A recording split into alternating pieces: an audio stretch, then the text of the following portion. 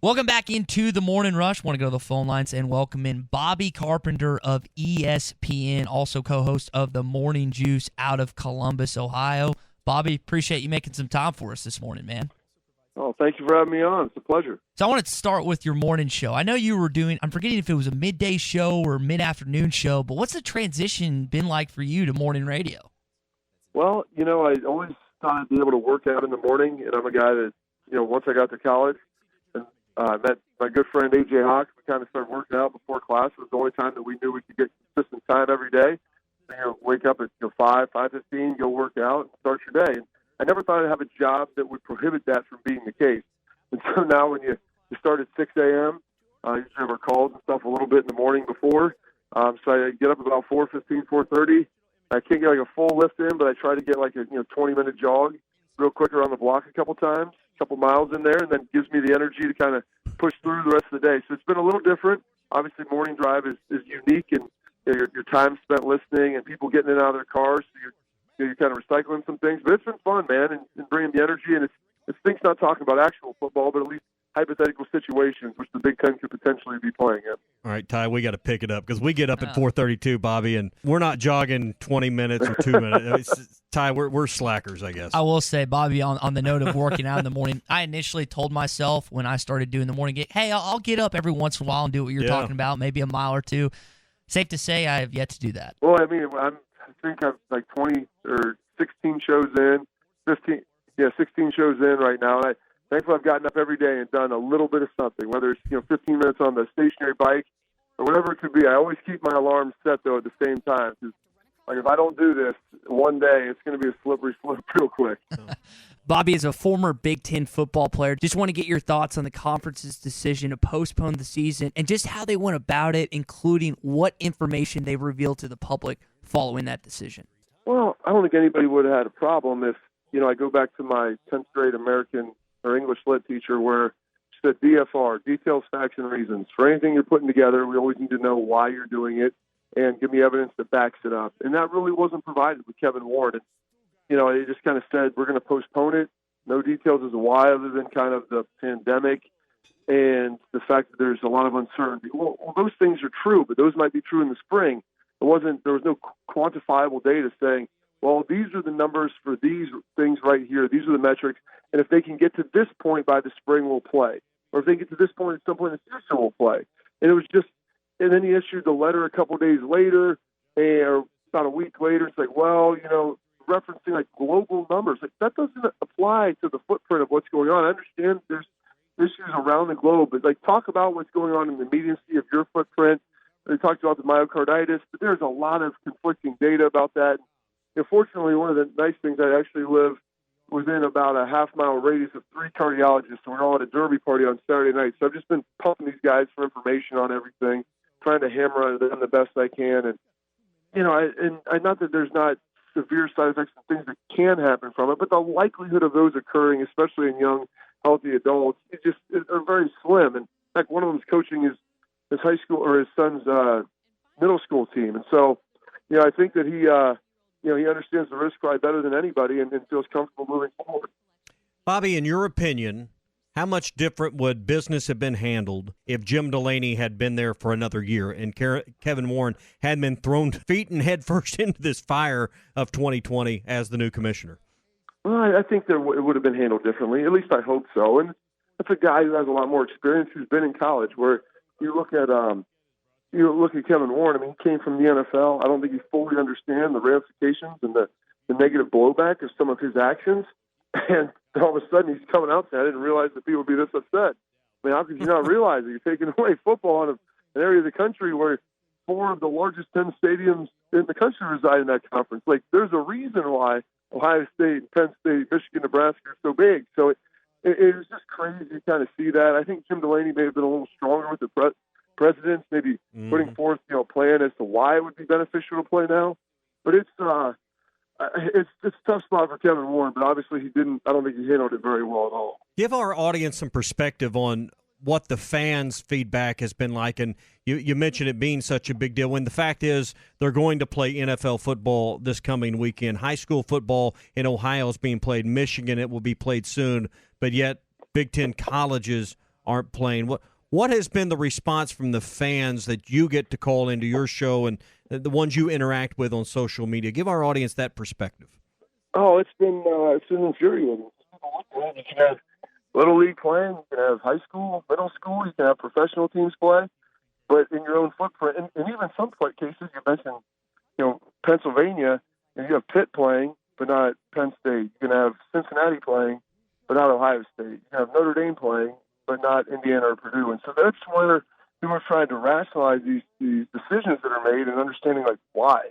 Why is this happening? And what information do you have that no one else possesses? Talking with Bobby Carpenter of ESPN Radio on the Morning Rush. Bobby, you had the perspective of playing at a Big Ten university at Ohio State. Just your overall thoughts how important football was to your career, not only inside of football, but outside as well. Well, I'll start with the financial implications and the financial impact for some of these players. And there's guys at the Big Ten who maybe are projected as second or third round draft picks, and this year they could, through their play and their merit, could end up being a first-round draft pick. And that's millions of dollars. Even if you're going from a fourth or fifth to a second or third, that's millions of dollars. It's transformational wealth. And so the counter that always people push back, is like, well, that's just like you, and it's for the money, and it's all this and that. Well, okay, even outside of that, people who aren't playing sports. One of my good friends, his daughter's a gymnast at Ohio State. Like she is borderline depressed. Like, this is the longest she's ever gone without training. She loves it. And this is being taken away from her. And like she would be more than willing to help go out there and compete. And so in so much of these young people's lives and their identities are tied in and wrapped up in this, and then you take it away and you're really not giving any reasons other than risk and uncertainty, nothing that's actually quantifiable.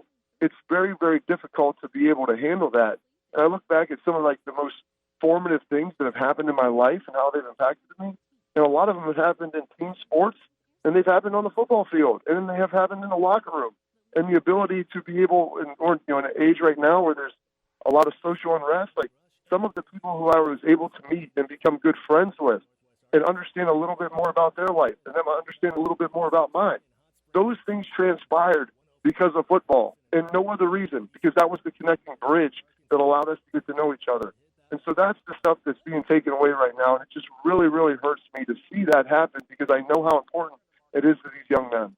Bobby, you mentioned your life experience while playing football. I think that probably shaped a lot of your beliefs, and I know that a lot of people have been asking for players to be vocal on certain issues, whether political, whether social. Why does it seem that they don't want these players to voice if they want to play college football or not this fall? That's been the biggest question I think that's been perplexing everybody is we're at an age now where a lot of these young people in college, they speak out and they speak their mind on a lot of different issues. But when it comes to their future, you don't let them have a say in that, and that they need to be protected because they don't know. Like, you need to protect them from their own poor decision making. Even though it's they've sat down, and a lot of these schools, the parents are on board with their sons and the decisions they're going to make, and even their daughters, their decisions to play other sports. So that is one of the biggest ironies of all of this is the fact that they have a bigger voice than ever. They have the opportunity now to share that voice, and everybody wants to listen, except for when they have a dissenting opinion about maybe what their administration thinks, and that you don't know the risk that you're taking. Well, yeah, we talk to doctors. We receive some of the best medical care in the country. Our parents are on board with it, and this is our risk profile. And we want to do something that maybe there is a little bit heightened risk. There's a lot of heightened risk playing football or a lot of sports at a collegiate level, but we think the upside far outweighs the down. All right, so crystal ball this thing for us, Bobby. When does Big Ten football return to the field for competitive play? Well, if it doesn't return in the fall, I don't think it returns until the fall of 2021. I think the spring was a pipe dream. The postponement of pushing that off, I don't think that there was really grounded in reality. They said, who delays something without having a plan for why it was delayed or when it can restart? There's no quantifiable metrics used in there. And so I think there's a big push this week to try to get some sort of meaningful football played in the Big Ten. If it doesn't happen by Friday, I don't think it's happening until the fall of 2021. And so that's why you're seeing now the Michigan State, or the Speaker of the House for the state of Michigan coming out, writing letters to Kevin Warren. They need to direct some of that at Mark Schissel, their own president. I mean, these people that are in Congress who are elected officials, their constituents want to see it, their players want to see it. Give them the opportunity to make that own choice. So it's going to come down. If it doesn't happen by Friday, where they can they vote to play, they get their request into the White House to be able to get the testing that they need. If it doesn't happen by then, I don't think it's happening at all. So if that is the case, if by Friday they can't figure it out, and it is a year from now that they actually get back on, what are the financial implications for most schools in the Big Ten? Missing football for a year, the dollars that come in just solely from football is in the Big Ten reported as much as $100 million. What are the financial implications for the institutions as a whole? Oh, massive cutting of sports and restrictions of budgets. I mean, it won't. The college landscape will be irrevocably changed in the Big Ten because you're not once you drop sports, you don't add them again. And so, I've heard numbers at Ohio State between 10 and 14, even up to 16 potentially varsity sports would be cut. And once they're cut, they're not coming back. Like, there's just a ton of issues like that that's going to restrict the opportunity for other people to compete in things they love. And I don't think anybody wants to see that happen. Bobby, we've talked a lot of college football to this point, but you're on Operation Football on Sundays. Do you go into the shark-infested waters and play fantasy football with Field Yates and other NFL analysts? I played fantasy with a couple of those guys before, and I did a morning fantasy show a few years back, and I actually finished second in it. I only play, but I'm a guy that plays one fantasy team a year. I don't have enough bandwidth. Some of these guys get in like 6 fantasy leagues. I'm like, you're cheering against yourself in half of them now, and like you already have your team, and the other guys going against the team that you actually like. I mean, it's just there's so much going on there. I take one team and I'll dive into it, and I'll put a decent amount of time in it and hope that everything works out. In our fantasy league, I'm like you. I only compete in one league, and it's a do-or-die league. The loser of our league, Bobby, this year has to do the Joey Chestnut hot dog challenge. 76 hot dogs over the course of a week. If you fail week 1, you got to try it week 2. If you fail week 2, you're kicked out of the league. Just kind of your overall thoughts as we close you down here on the Morning Rush on our fantasy football punishment. I mean, we're talking about long-term health ramifications of COVID. Like, and you're talking about pounding down 76 hot dogs in a week, like, and then doing it for a second week if you don't pass. Like, the amount of nitrates, cholesterol, just the processed meat that you would be consuming. And I'm a guy that loves some food meats, but 76 hot dogs with a bun, like I can't. My joints, I would be swollen. I'd look like the Marshmallow Man. I don't know if I'd be able to get out and run anymore in the morning. So that's a stiff punishment. Ours for last place at ESPN was just like you had to write a song about the other people, like a little rap, and then put it out on air.